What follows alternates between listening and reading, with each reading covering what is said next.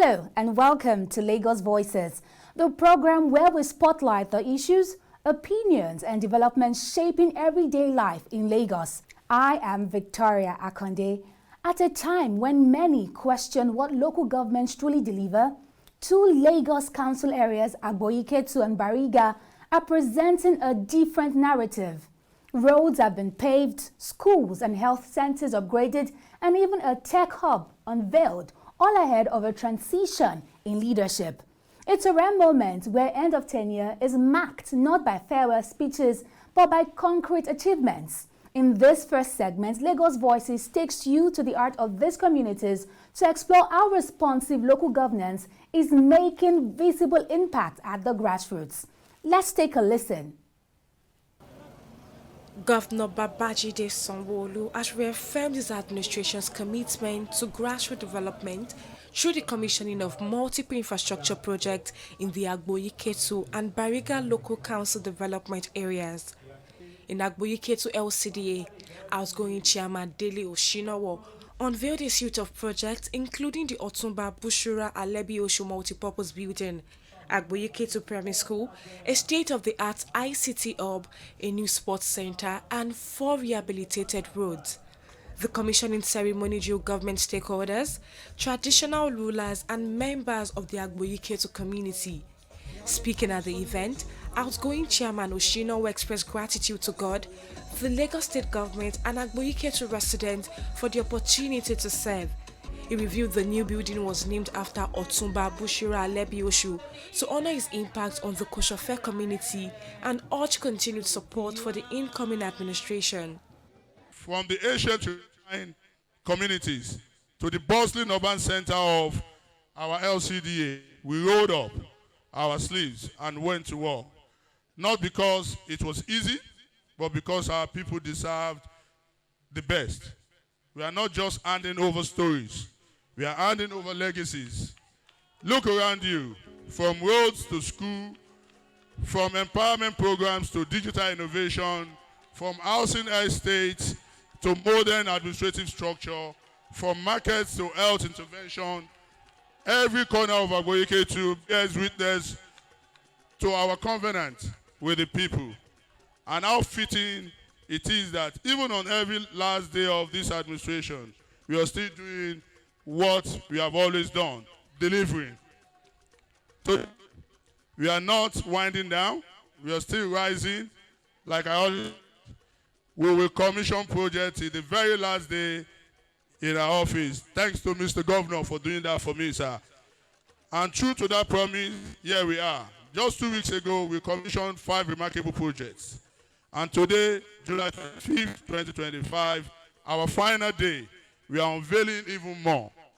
Today, we open the gates to the Otumba Bushira Alebi Osho multipurpose building, named after our great leader and father in recognition of his outstanding contributions to the growth and unity of great Koshofe community and his long-standing record of purposeful, dignified, and people-centered leadership, and as a 4-rooms edifice that signals the end of makeshift, crammed into spaces, unfit for meaningful public service.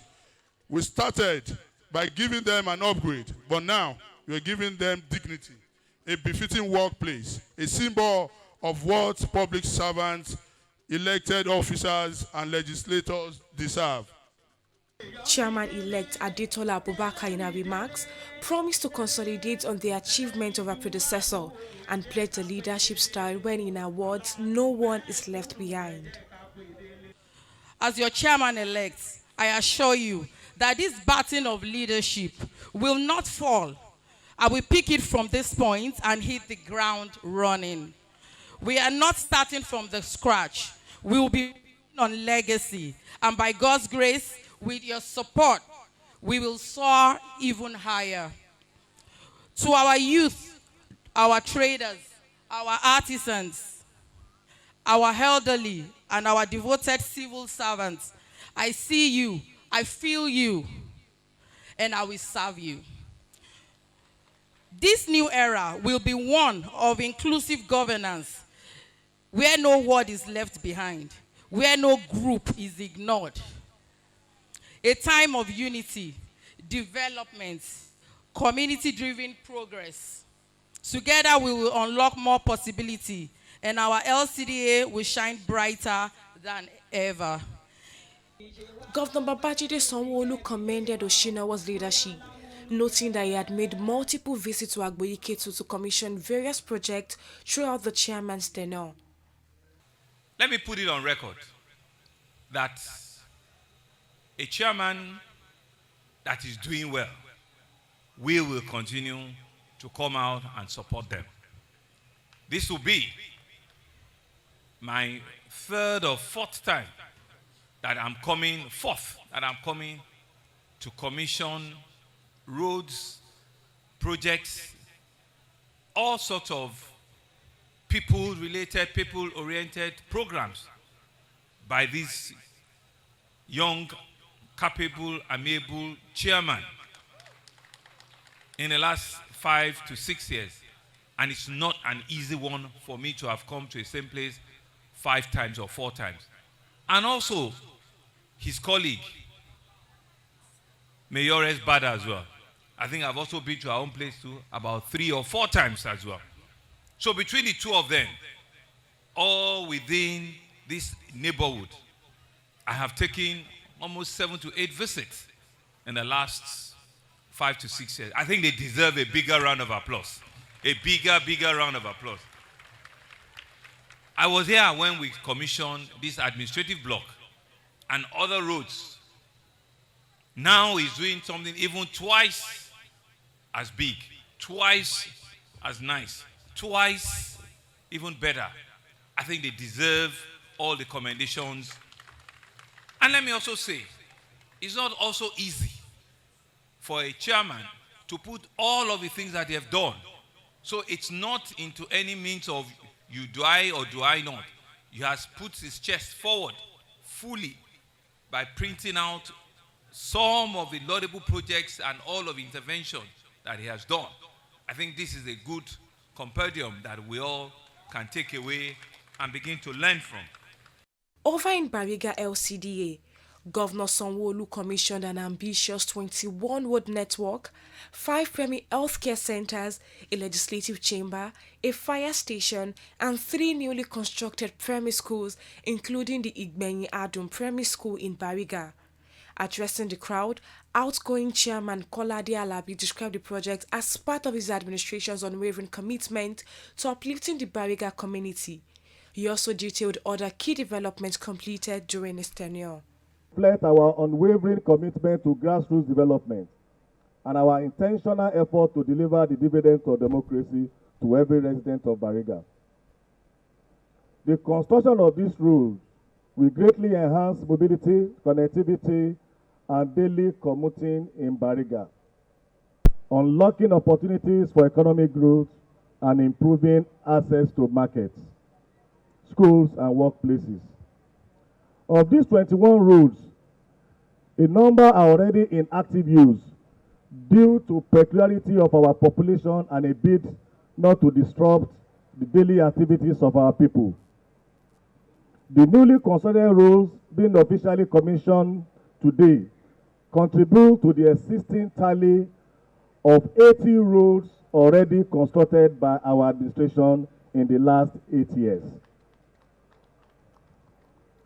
We are also commissioning 4 fully completed and equipped health centers, while the 5th PAC is in the final stage of completion and will be equipped in the coming days, making a total of 5 primary healthcare centers that will bring essential healthcare service closer to our people.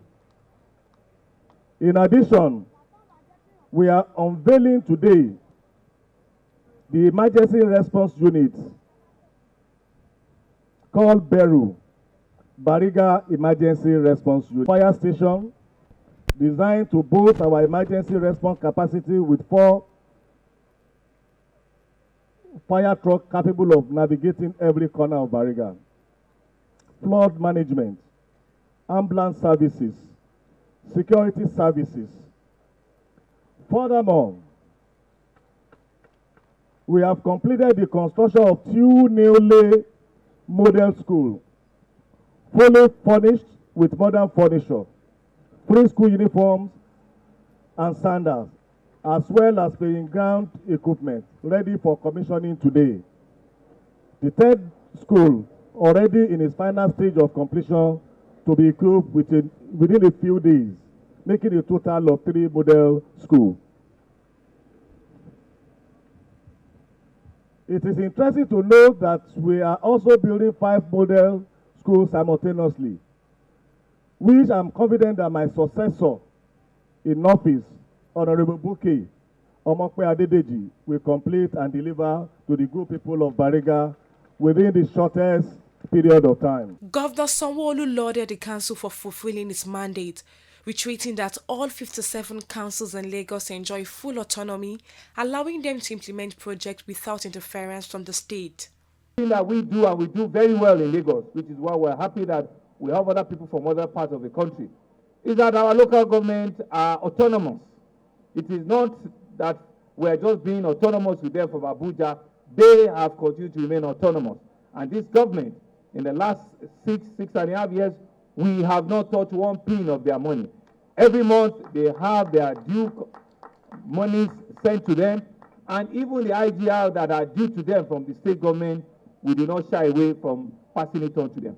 That's why you can see that they can build hospitals, they can construct hospitals, they can build schools, they can build fire stations, they can build the legislative quarters, they can build remarkable hospitals and primary health institutions all around the state. It's because the state government are continuing to let them breathe. We let our local government, we allow them to breathe. And they are breathing, and we can see the effect of that here today. Today, we're commissioning 2 brand new primary schools, 1 legislative building, 14 network of roads, 4 primary health centers, and a fully equipped fire station. Earlier, I have seen 2 of the primary health facilities, and I'm happy. This is not the first time I'm coming to Bariga LCDA. I've been here on 2 other occasions before in my last 6 years. So it's not the first time because the chairman is handing over and is leaving soon. I have been here 5 years ago. I was here 3 years ago. Now I'm here again. And I keep saying to all of them, if you want me to come, let me see the project that you have done, and I will make myself available. And so, Mr. Chairman, I want to thank you and commend your leadership. You have shown leadership both locally in your local government. You have shown it at the state level at the chair of Conference 57. But uniquely too, you have also shown leadership as a one-time Algon president. And during your tenure, you are able to demonstrate to all of the local government right throughout the center, right throughout the country, what meaningful and purposeful leadership is all about.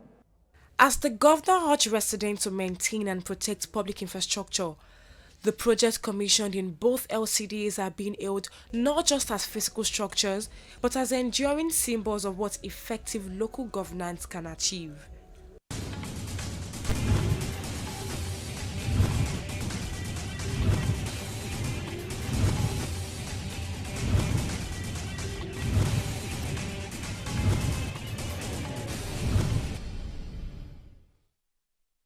Welcome back.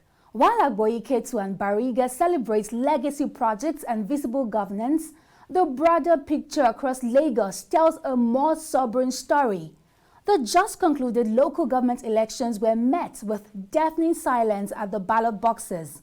Polling units saw more security personnel than voters, and many Lagosians say they simply don't believe their votes count. In our second segment, we examine the roots of voter apathy, while trust is eroding, and what it would take to reawaken civic engagement in Lagos. Now, let's take a closer look.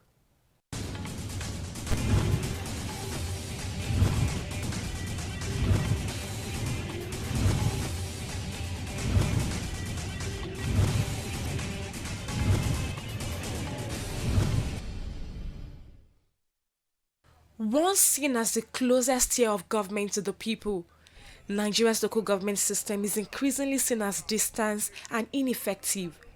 The recently concluded local government elections in Lagos State were characterized by alarmingly low turnout and muted public interest.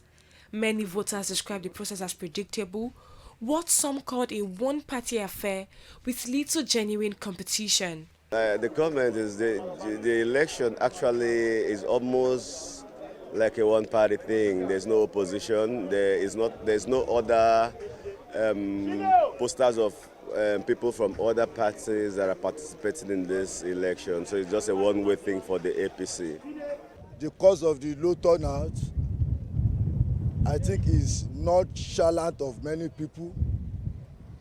So that's what I think about it. And this is their civic right. I hope, pleading, they should come out and vote to make a positive and progressive Nigeria.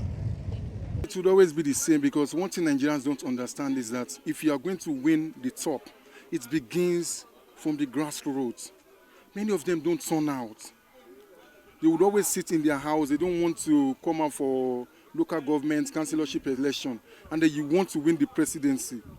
Those who are counting on it, the politicians who are taking it serious, they know what they are doing, that this is where we begin from. Some Lagos residents explained their absence from the polls, pointing to issues like missing voter cards, poor awareness, and distrust in the electoral process.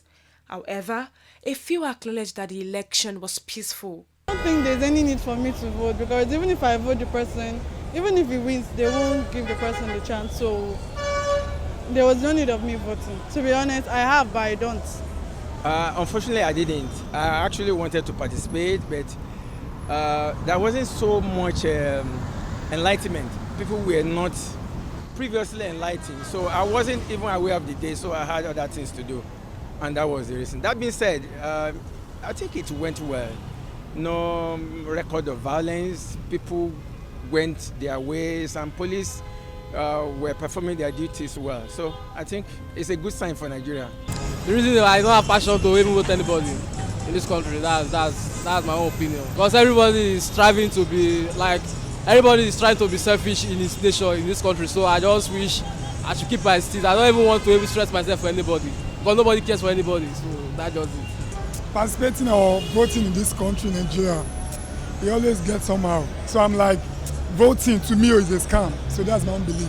Despite assurances from the Lagos State Independent Electoral Commission, delays in logistics, limited voter education, and public skepticism led to dismal participation across polling units.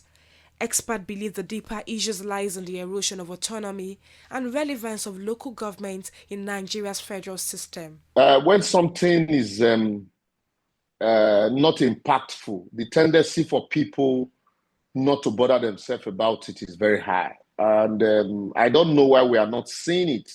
There are two major reasons. Local government, that is supposed to be the closest government to the people are not seeing the impact. The responsibility of local government has been completely taken over by the state government, and they have been reduced to salary-paying agencies. Well, first, the local government elections in Nigeria are not conducted uniformly.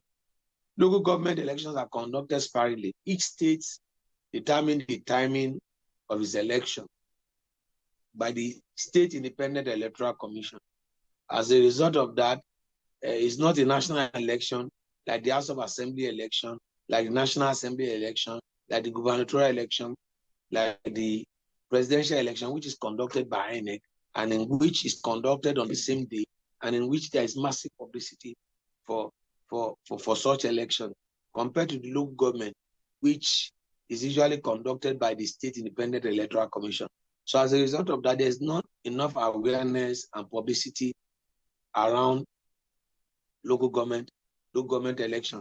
The second factor is the outcome of the election. Most local government election outcome are predictable. Under this, the last time we have had a semblance of democratic local government election was in 1998, when the local government election was held uniformly to kickstart this Fourth Republic experiment that we are experiencing. We are experiencing now. Most states conduct this election, and in most cases, it is the party that controls the state government, that controls the state that actually wins the election. Check the result of states that have conducted local government elections. You have a situation whereby you have close to 200 plus councillors It will be the party, one party will win all the councillors and they will win all the local government chairman. So over time, people have lost interest in participating in local government elections, for instance, because the outcome is predictable. Why should I go out and waste my time to vote in an election, which I know at the end of the day, the names, quote unquote, of the winners had already been written, and it will just be announced, and then the party in power at the state level will be declared as the winner of the election. So why should I go and participate in that process? That's one of the factors that is responsible for voters' apathy during local government election. Another factor is the conduct of the primaries within the party themselves to pick the candidates. The candidates for local government elections are not democratically elected in their primaries. One, in most cases, it's not the popular candidate that wins the ticket. It is either somebody that is nominated by a godfather or a godmother, the girlfriend of one godfather or the boyfriend of one godfather, or the nominees of godfathers either in the state or the federal level. So lists are usually drawn and not candidates emerging through a democratic process in which every party member participates in the process. So as a result of that, the party themselves have changed themselves in not allowing the mass of the people at the local level to participate in the selection process of picking the candidates that will run for the election. So as a result of that, you see low voters turnouts because a lot of people are disinterested in the process because their hope have been dashed and they are not given the opportunity to express their franchise, the right to vote and the right to be voted for. According to analysts, restoring public engagement will require a complete overhaul, from constitutional reforms that guarantee council independence to real investment in public infrastructure and transparent electoral processes. Some experts also advocate for conducting local and national elections on the same day to boost turnout. We need a comprehensive local government reform in which that you have a unified structure of local government administration. Two, we need to conduct the election on the same day across the length and breadth of this country. And conducting that election on the same day means that they enter office the same time and they leave office the same time. So it is tenured, the time of entry and the time of the expiration of their tenure. Three, as bad as we say INEC is far better than State Independent Electoral Commission. The Independent National Electoral Commission should be the one conducting that election for local government election. We should take it away from the State Independent Electoral Commission, and the election should be conducted by the National Independent National Electoral Commission. And then also, we need to democratize the party process. The party process, you need party. Democracy is based on party system. If the party system themselves are not democratic, there is no democratic institution you can build on an anti-democratic system. What we have in most parties is that candidates are picked. There is no criteria, there is no established criteria of picking candidates with respect to running through primaries. They keep changing. I'll call for a situation whereby if you want to do the primaries, we should do direct primaries. Experts agree rebuilding trust in local elections will take more than good intentions. Financial independence, service delivery, and credible competitive contest must become the new standard if the third tier of government is to reclaim public confidence. From project commissioning that sparks optimism to elections that reveal deep civic fatigue, today's stories remind us that governance and democracy go hand in hand. Visible development is commendable, but it means little if the people it serves remain silent at the polls. As Lagos continues to evolve, so must the conversation between citizens and those in power. Because in the end, a better city isn't just built by roads and buildings, it is built by voices that are heard. I am Victoria Akonde. Thank you for watching Lagos Voices. See you next time.